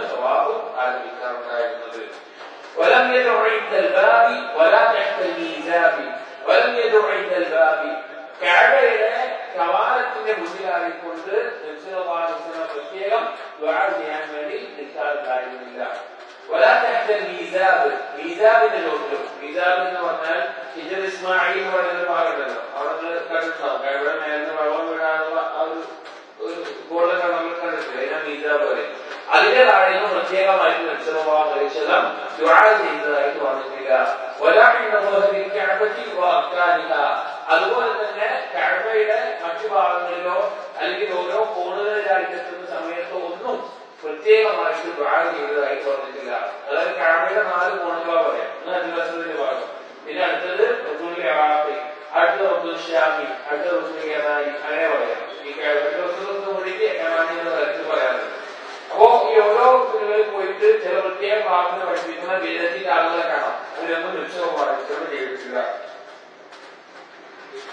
ولا وقت للطواف ذكرا معينا അതുപോലെ തന്നെ തവാഫിന്റെ സമയത്ത് പ്രത്യേകമായിട്ടുള്ള ഒരു ദിക്റും നിർണയിച്ചു തന്നിട്ടില്ല. ഒന്നാമത്തെ തവാഫിൽ ദിക്ർ, രണ്ടാമത്തെ ദിക്ർ, മൂന്നാമത്തെ ദിക്ർ അങ്ങനെ പഠിപ്പിച്ചിട്ടില്ല. എന്നാൽ നബി സല്ലല്ലാഹു അലൈഹി വസല്ലമയിൽ നിന്ന് സ്ഥിരപ്പെട്ടു വന്നിട്ടുള്ള ദിക്ർ എന്നുള്ളത് എന്താണ്? ബൈന റുക്നൈനി, റുക്നുൽ യമാനിയുടെയും അതുപോലെ തന്നെ ഹജറുൽ അസ്വദിന്റെയും ഇടയിലായിക്കൊണ്ട്, റുക്നുൽ യമാനിയുടെയും ഹജറുൽ അസ്വദിന്റെയും ഇടയിലായിക്കൊണ്ട് വ്യത്യാസം പ്രാർത്ഥിക്കാറുണ്ട്. റബ്ബനാ ആതിനാ ഫിദ് ദുനിയ ഹസന വഫിൽ ആഖിറതി ഹസനതൻ വഖിനാ അദാബന്നാർ എന്നുള്ള ഈ ദുആ അത് മാത്രമാണ് ഖുർആനിന്റെ വിഷയത്തിൽ സ്ഥിരപ്പെട്ടുകൊണ്ട് വന്നിട്ടുള്ള ഒരു ദുആ എന്നുള്ളത്. അത് റുക്നുൽ യമാനിയുടെ മുതൽ ഹജറുൽ അസ്വദ് വരെ എത്തുന്ന സമയത്ത് ഈ ദുആ നബി സല്ലല്ലാഹു അലൈഹി വസല്ലം ചെയ്യാറുണ്ടായിരുന്നു, ആവർത്തിച്ച് പ്രാർത്ഥിക്കാറുണ്ടായിരുന്നു. ഇത് മാത്രമാണ് സ്ഥിരപ്പെട്ടു വന്നിട്ടുള്ളത്. ورمل صلى الله عليه وسلم في طوافه هذا الثلاثة الأشواط وقارب بين خطاه. അതിൽ നബി സല്ലല്ലാഹു അലൈഹി വസല്ലം തവാഫിലേക്ക് സന്ദർഭത്തിൽ തവാഫ് എത്ര എണ്ണം? 7 എണ്ണം ചെയ്യണം. അപ്പോഴാണ് തവാഫ്. തവാഫ് എന്ന് പറഞ്ഞാൽ ഒരെണ്ണം ചെയ്യുന്നതിനല്ല. തവാഫ് എന്ന് പറഞ്ഞാൽ എത്രയാണ്? 7 ഷൗട്ട് ചെയ്യണം. അപ്പോഴാണ് തവാഫ് പൂർണ്ണമാവുള്ളൂ. അതിൽ തവാഫ് പൂർണ്ണമാവില്ല. അപ്പോ ആ തവാഫിൽ ആദ്യത്തെ 3 എണ്ണം നബി സല്ലല്ലാഹു അലൈഹി വസല്ലം റമൽ ചെയ്യാറുണ്ട്. റമൽ എന്ന് പറഞ്ഞു കഴിഞ്ഞാൽ കാലടികൾ അടുപ്പിച്ച് വെച്ച് ഒന്ന് വേഗത്തിൽ ചെറുതായിട്ട് ഓടിയിട്ടില്ല, നടത്തം വേഗത്തിലാക്കിയ രീതിയിൽ കാലടികൾ അടുപ്പിച്ചുകൊണ്ട് നബി സല്ലല്ലാഹു അലൈഹി വസല്ലം ആദ്യത്തെ 3 റൗണ്ടുകൾ അങ്ങനെയാണ് ചെയ്യാറുണ്ടായിരുന്നത്. സ്വാഭാവികമായിട്ട് അതിനൊന്നും സാധിക്കില്ല, ഭയങ്കര തിരക്കും കാര്യങ്ങളൊക്കെ ആയിട്ട് സാധിക്കാറില്ല. പക്ഷെ അങ്ങനെയാണ് വിശ്വാസം ചെയ്തിട്ടുണ്ടായിരുന്നത്. അതുപോലെ നബി സല്ലല്ലാഹു അലൈഹി വസല്ലം അവിടുത്തെ മേൽ വസ്ത്രം ഇർതിബാഅ് ചെയ്യുമായിരുന്നു. ഇർതിബാഅ് എന്ന് പറഞ്ഞാൽ മേലെ ഇരുന്ന ഈ വസ്ത്രം വലത് കക്ഷത്തിന്റെ അടി വലതുകൊണ്ട് കാണിച്ചുകൊണ്ട് വലത് കക്ഷത്തിന്റെ അടിയിലൂടെ എടുത്തിട്ട് ഇടത് തോളിന്റെ മേലെ ഇടും. അതായത് ഇങ്ങനെ ഇടുന്ന തുണി ഈ ഭാഗത്തെയും കക്ഷത്തിന്റെ അടിയിലൂടെ എടുത്തിട്ട് ഇടതുഭാഗത്തെ തോളിന്റെ മേലെ കഴിക്കും. വലത് തോള് ഒഴിവായി കാണുന്ന അവസ്ഥയിൽ അത് ഒരു ഇതാവ് മൊത്തം ഒന്നിന്റെ മേലേക്ക് വരും. അവിടുത്തെ മറ്റേ തോളിന്റെ ഭാഗം പ്രകടമായി കാണുന്ന അവസ്ഥയിൽ അങ്ങനെ ഓരോ തവാഫിന്റെയും തവാഫ് എന്ന് പറഞ്ഞല്ലോ, ഓരോ ശൗചത്തിന്റെ സമയത്തും അത് എത്തുമ്പോൾ അങ്ങോട്ട് ചെയ്യാറുണ്ട്, കൈകൊണ്ട് താങ്ങി കാണിക്കാറുണ്ട്.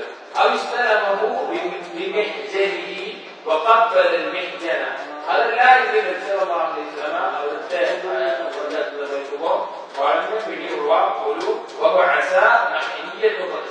വളഞ്ഞ പിടിയുള്ള ഒരു വടി ഉണ്ടായിരുന്നു. സുത്തി നടക്കാൻ പോയിരിക്കുന്ന പോലത്തെ വടി ഉണ്ടായിരുന്നു. അപ്പോൾ ആ വടിയുടെ ആറ്റം കൊണ്ട് ആ വടി അറ്റം കൊണ്ട് ഹജറുൽ അസ്വദിനെ തൊടുകയും ആ തൊട്ടിട്ട് ആ വടിയുടെ ഭാഗത്തെ ചുറ്റിക്കാറുണ്ടായിരുന്നു. ഇത് നബി സല്ലല്ലാഹു അലൈഹി വസല്ലം ചെയ്യുന്നത് ഹജ്ജിന്റെ അവസാനത്തിലുള്ള തവാഫിൽ ചെയ്തത് ഒട്ടകപ്പുറത്തായിരുന്നു. തവാഫ് ചെയ്തത് ഒട്ടകപ്പുറത്തായിരുന്നു. അത് ചെയ്തപ്പോഴാണ് എന്ത് ചെയ്തത് ഈ ഇങ്ങനെ ചെയ്തിട്ടുള്ളത് എന്നാണ് ഹദീസിൽ കാണുന്നത്. അല്ലെങ്കിൽ ഹജറുൽ അസ്വദിനെ പോയിട്ട് ചുംബിക്കണം, അതല്ലെങ്കിൽ തൊട്ടുകൊണ്ട് ചുംബിക്കണം, അതല്ലെങ്കിൽ കൈകൊണ്ട് അടി കാണിക്കണം. തൊട്ടുകൊണ്ട് ചുംബിച്ച വളരെ രീതിയാണ് വടി അതിൽ വെച്ചുകൊണ്ട് ചുംബിച്ചിട്ടുണ്ട്. وثبت عنه صلى الله عليه وسلم انه استلم الركن അൽ-യമാനിയ നബി സല്ലല്ലാഹു അലൈഹി വസല്ലം സ്ഥിരപ്പെട്ട് വന്നിട്ടുണ്ട്. എന്ത് ചെയ്യാറുണ്ടായിരുന്നു? തവാഫിന്റെ ഇടയിൽ റുക്നുൽ യമാനി എത്തിക്കഴിഞ്ഞാൽ അവിടുന്ന് വെറുതെ തൊടാറുണ്ട്. അതൊന്നും ചെയ്യാറില്ല, അവിടുന്ന് തൊടാറുണ്ട്. അഥവാ ഹജറുൽ അസ്വദിന്റെ നേരെ മുൻപിലുള്ള റുക്നാണ് റുക്നുൽ യമാനി. അതായത് ഒരു പോലെ ഹജറുൽ അസ്വദ് ആണെങ്കിൽ അതിന്റെ അപ്പുറത്തേക്ക് കഴിഞ്ഞ് അടുത്തതാണ് റുക്നുൽ യമാനി. പോയ ആളുകൾക്ക് അറിയാം, അവിടെ കുഞ്ഞു കുറച്ച് മുക്കി വെച്ചിട്ടുണ്ടാവും. കാബയുടെ മതിൽ കാണുന്ന അവസ്ഥയിൽ അവിടെ ശേഷം തൊടാറുണ്ടായിരുന്നു. ولم يثبت عنه صلى الله عليه وسلم انه قبله. നബി സല്ലല്ലാഹു അലൈഹി വസല്ലം സ്ഥിരപ്പെട്ട് വന്നിട്ടില്ല നബി സല്ലല്ലാഹു അലൈഹി വസല്ലം അതിനെ ചുംബിച്ചിരുന്നു എന്ന് സ്ഥിരപ്പെട്ട് വന്നിട്ടില്ല. ആളുകൾ മറ്റു ആളുകളൊക്കെ അവരവിടെ ചുംബിച്ച് എന്തൊക്കെയോ ചെയ്യുന്നതാണ്. വളരെ വിഷമം ചെയ്യാൻ പറ്റും. കടയിലൊക്കെ പോയി കഴിഞ്ഞാൽ പിന്നെ ആളുകൾ മുസ്ലിം സമൂഹം ചെയ്യുന്നുണ്ട്. അവര് മഖാം ഇബ്രാഹിമിന്റെ ആ ഗ്ലാസിനെ അവര് ചുംബിച്ച് എന്തൊക്കെയോ ചെയ്യുന്നതാണ്. കാബയുടെ പിന്നെ എന്തൊക്കെയോ ചെയ്യുന്നതാണ്. അതുപോലെ തന്നെ റുക്നുൽ എന്തൊക്കെയോ ചെയ്യുന്നതാണ്. ഹജറുൽ അസ്വദിനെ എന്തൊക്കെയോ ചെയ്യുന്നതാണ്. വളരെ വിഷമം തോന്നും. ഒരിക്കലും പഠിപ്പിച്ചിട്ടേയാത്ത ഒരു രീതിയിലാണ് പല കാര്യങ്ങളോട് ചെയ്യാറ്.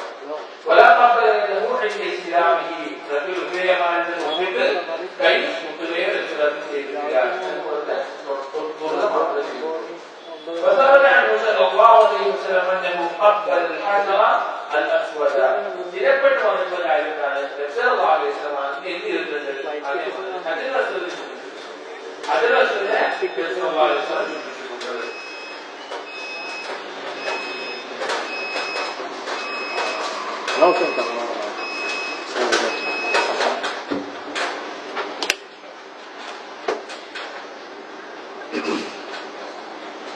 الله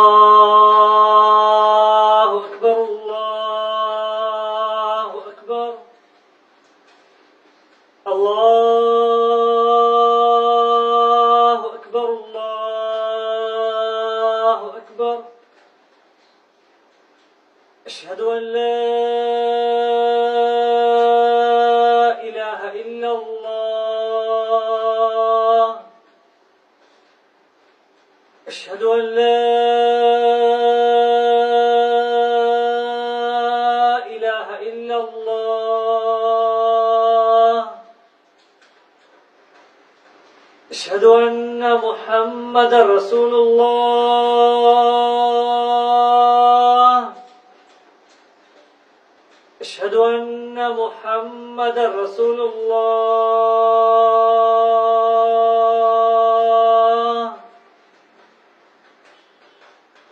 حي على الصلاة.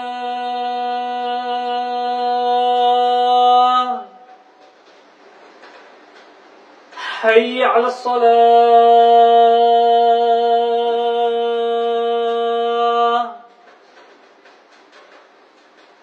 حي على الفلاح.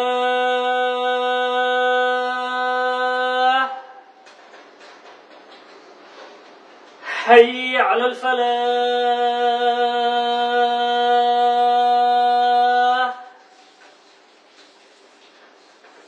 الله أكبر الله أكبر.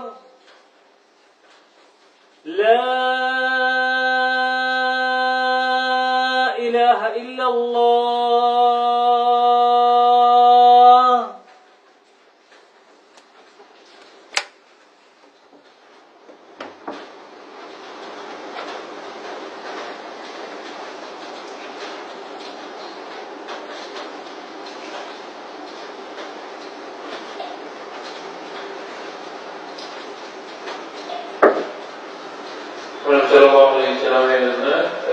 സ്ഥിരപ്പെടുത്തുക ചുംബിച്ചതോ അല്ലെങ്കിൽ അതുപോലെ അവിടെ തൊട്ടിട്ട് കൈ ചുംബിച്ചതോ സ്ഥിരപ്പെട്ടു വന്നിട്ടില്ല.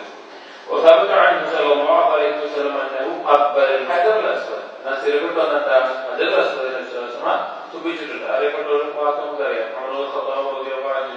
പല ആളുകളും തെറ്റിദ്ധരിക്കാറുണ്ട്. നമ്മുടെ നാട്ടിലെ മുസ്ലിങ്ങളൊക്കെ പലരും തെറ്റിദ്ധരിച്ചതോ തെറ്റിദ്ധരിക്കപ്പെട്ടതോ ആയിട്ടുള്ള ഒരു അവസ്ഥയാണ്. പിന്നെ മുസ്ലിമീങ്ങൾ അവർ ആരാധിക്കുന്നത് ഹജറുൽ അസ്വദിനെയാണ് എന്നുള്ളത്. ഹജറുൽ അസ്വദിനെയാണ് അവർ ആരാധിക്കുന്നത്. അതിനെ കാണാനാണ് അല്ലെങ്കിൽ അതിനെ ഉപയോഗിക്കാനാണ് ആളുകൾ ഇവിടുന്ന് മക്കയിലേക്കൊക്കെ പോകുന്നതെന്ന് ധാരാളം മുസ്ലിമീങ്ങൾ തെറ്റിദ്ധരിച്ചിട്ടുണ്ട്. റസൂലിനെ അതിലൊരാളായിട്ട് മുസ്ലിങ്ങൾ കണ്ടിട്ടുമില്ല, അങ്ങനെ വിശ്വാസികൾക്കുമില്ല. അതിൽ ഏറ്റവും നല്ല വാക്ക് മുഹമ്മദ് അള്ളാഹു പറഞ്ഞതാണ്. മുഹമ്മദ് അള്ളാഹു റസൂലിനെ നോക്കി പറഞ്ഞതാണ്, നീ വെറും കല്ലാണ്, വെറും കല്ലാണ്, ഒരു ഉപകാരമോ ഉപദ്രവമോ നിന്നോട് ഉണ്ടാകുന്നില്ല. നിന്നെ ചുംബിക്കുന്നത് ഞാൻ കണ്ടില്ലായിരുന്നെങ്കിൽ നിന്നെ ചുംബിക്കില്ലായിരുന്നു. ചുംബിച്ചു, അത് നമ്മൾ ചെയ്യുന്നു. വിശ്വാസത്തിന്റെ വിധത്തിലാണ് അവിടെ ദീനായിട്ട് നമ്മൾ കാണുന്നത്. അത് ചുംബിച്ചിട്ടുണ്ട്. അതുപോലെ തന്നെ ഹജറുൽ അസ്വദിനെ തൊട്ട് അതിന് മേലെ കൈ വെച്ച് ആ കൈ ചുംബിച്ചിട്ടുണ്ട്.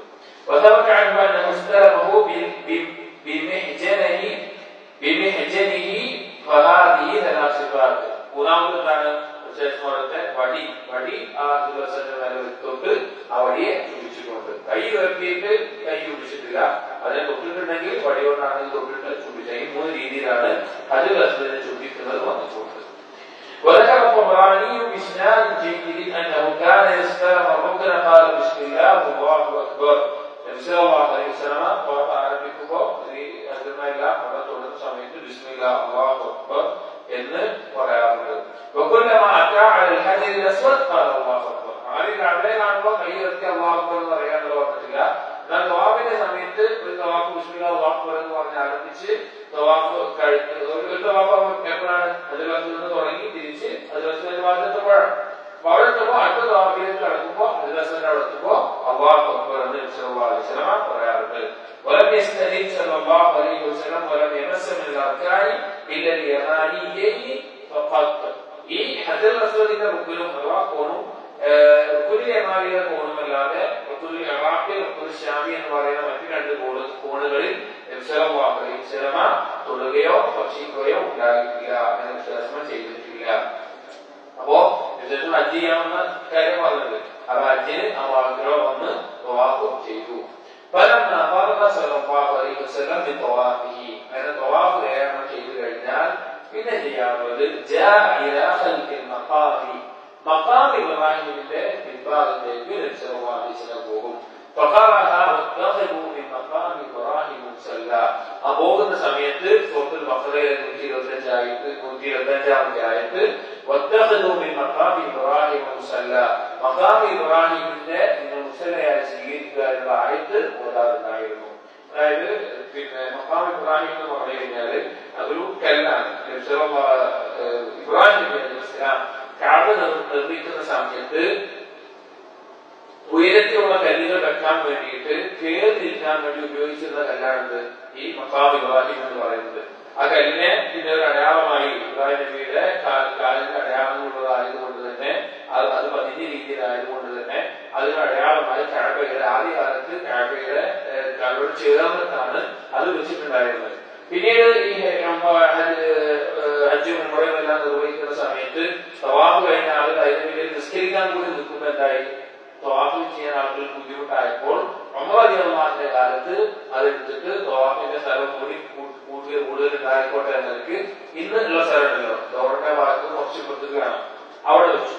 അതിനൊരു കല്ലായിട്ട് അങ്ങനെ ഉണ്ടായിരുന്നത്. പിന്നെ മലിക് സൗദ് പിന്നെ ഭരണത്തിലെത്തിയ സമയത്ത് എന്ത് ചെയ്തു, അതിനെ ഒന്നുകൂടി മാറ്റി കുറച്ചുകൂടി പുറത്തേക്ക് മാറ്റി വെക്കാം, തവാഫിന്റെ സ്ഥലം കൂടുതൽ കൂട്ടാം എന്നുള്ള അഭിപ്രായം ഉണ്ടായിരുന്നെങ്കിലും അന്ന് കാലത്തെ പണ്ഡിതന്മാർ തടഞ്ഞുകൊണ്ടോ മറ്റോ അങ്ങനെ ചെയ്തില്ല. പകരം ഗ്ലാസിന്റെ അതിന്റെ ഉള്ളിലേക്ക് നോക്കിയാൽ കാണാൻ പറ്റുന്ന രീതിയിൽ എന്നാൽ ഗ്ലാസ് കൊണ്ട് തന്നെ മൂടി നിൽക്കുന്ന ഒരു സംഭവം ഉണ്ടാക്കാൻ നിൽക്കാണ് ഇന്ന് കാണുന്ന പോലത്തെ രൂപത്തിലേക്ക് അത് മാറിയത്. അതാ വലിയ കാര്യമൊന്നുമില്ല, ഇതിനകത്തുള്ള കാൽപ്പാടുള്ള കല്ല് മാത്രമേ എഴുതുന്നപ്പോ, പക്ഷെ അതൊന്നൊരു ആളുകൾ അങ്ങനെ കണ്ടാൽ മതി എന്ന നിലക്ക് വെച്ചിട്ടുള്ളതാണ്. അപ്പൊ അതിന്റെ പിന്നിൽ പോയിട്ട് അതിന്റെ പിന്നിലേക്ക് പോകാറുണ്ട്. ഈ ആയത്ത് പാരായണം ചെയ്തുകൊണ്ടാണ് അതിനുവേണ്ടി പോകാറുള്ളത്. അതിനെ പോയി കഴിഞ്ഞാൽ മഖാം ഇബ്രാഹിമിന്റെ പിന്നിലായിക്കൊണ്ട് 2 റക്അത്ത് നിസ്കരിക്കാറുണ്ട്. കഅബയുടെയും നടുവിൽ ഈ മഖാം ഇബ്രാഹിം വരുന്ന അവസ്ഥയിൽ ഈ മഖാം ഇബ്രാഹിമിന്റെ വിഷയത്തിൽ ചില പണ്ഡിതന്മാർ പറഞ്ഞിട്ടുള്ളത് കഅബയുടെ പ്രദേശം മൊത്തം മഖാം ഇബ്രാഹിമാണെന്ന്. കാരണം എല്ലാ ഭാഗത്തും ഇബ്രാഹിം എന്നിട്ടാണ് കഅബ പണിതിട്ടുള്ളത്. അതുകൊണ്ട് തന്നെ എവിടെ നിസ്കരിച്ചാലും ശരിയാകും എന്നുള്ളത് അഭിപ്രായമുണ്ട്. എന്നാൽ ഇതിന്റെ പിന്നിൽ ആയിക്കൊണ്ട് നിസ്കരിക്കാൻ കൂടുതൽ ശ്രദ്ധിക്കാൻ വ്യത്യാസം അത് ചെയ്തിട്ടുണ്ട്. അവിടെ തിരക്കും മറ്റുമാണെങ്കിൽ അവിടെ ഏത് ഭാഗത്തുനിന്ന് നിസ്കരിച്ചു.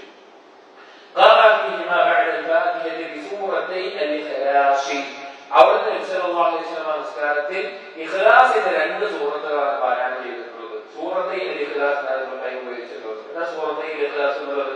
കുറുബ പറഞ്ഞിട്ടുണ്ട്. ഈ മഹാനിൽ തന്നെ നിസ്കാരത്തിന്റെ വിഷയം പറയുന്നിടത്ത് സൂറത്തുൽ കാഫിറിന്റെയും സൂറത്തുൽ ഇഖ്ലാസിന്റെയും അതിൽ അറിയിക്കുന്ന തൗഹീദിന്റെ ആശയങ്ങളെ പറ്റി ഇബ്നു ഖയ്യിം പറഞ്ഞ മഹത്തായിട്ടുള്ള ഒരു വാചകങ്ങൾ വായിച്ചിട്ടുണ്ടായിരുന്നു. ആ 2 സൂറത്തുകൾക്കും സൂറത്തുൽ ഇഖ്ലാസ് എന്ന പേരിൽ പറയാറുണ്ട്. സൂറത്തുൽ കാഫിറുണ്ട് എന്ന് പറയാറുണ്ട്, സൂറത്തുൽ ഇഖ്ലാസ് എന്ന പേര് പറയാം. കാരണം എന്താ? തൗഹീദിന്റെ 2 ഭാഗങ്ങളാണ് ഇതിൽ ചർച്ച. സൂറത്തുൽ കാഫിറുകളിൽ തൗഹീദുൽ അമലിയാണെങ്കിൽ സൂറത്തുൽ ഇഖ്ലാസിൽ തൗഹീദുൽ ഇൽമി. ഒരു പരിചയിച്ച വാക്ക് പറഞ്ഞു കഴിഞ്ഞാൽ സൂറത്തുൽ കാഫിറുകളിൽ തൗഹീദുൽ ഉലൂഹിയ്യ, സൂറത്തുൽ ഇഖ്ലാസിൽ തൗഹീദുൽ റുബൂബിയ്യ. ഇൽമിന്റെയും അമലിന്റെയും വശങ്ങൾ അതാണ് ഈ ചർച്ച. അതുകൊണ്ടാണ് 2 സൂറത്തിനെയും സൂറത്തുൽ ഇഖ്ലാസ് എന്ന് പറയാനുള്ള കാരണം. ആ 2 സൂറത്തുകളാണ് കൊടുത്ത് പാരായണം ചെയ്യാറുള്ളത്. وقراءته الآية بيان منه المراد من كان الله تعالى بفعله. ആയത്തിൽ പാരായണം ചെയ്യുന്നത് അതിനെ വ്യക്തമാക്കാൻ വേണ്ടിയും അതിൽ ലക്ഷ്യത്തെ പൂർത്തീകരിക്കുന്നത് അവിടുത്തെ കർമ്മം കൊണ്ടുമാണ് അത് പൂർത്തീകരിച്ചിരുന്നത്. അപ്പൊ ഇങ്ങനെ തവാഫ് കഴിഞ്ഞ് എന്ത് ചെയ്യാറുണ്ട്? പിന്നെ മഖാം ഇബ്രാഹിമിന്റെ പിന്നിലായി 2 റക്അത്ത് നിസ്കരിക്കാറുണ്ട്. ബാക്കിയുടെ ഹജ്ജുമായി ബന്ധപ്പെട്ടിട്ടുള്ള മാതൃകകളും ചെയ്തിരുന്ന രീതിയും അതിനിടയിൽ സംഭവിച്ച കാര്യങ്ങളുമെല്ലാം വരുന്ന ഭാഗങ്ങളിൽ നമുക്ക് വായിക്കാം. ജീവിതവും ചരിത്രവും അതുപോലെ സുന്നത്തുമെല്ലാം കൂടുതൽ അറിയാനും പഠിക്കാനും അതുപോലെ ജീവിക്കാനും നമുക്ക്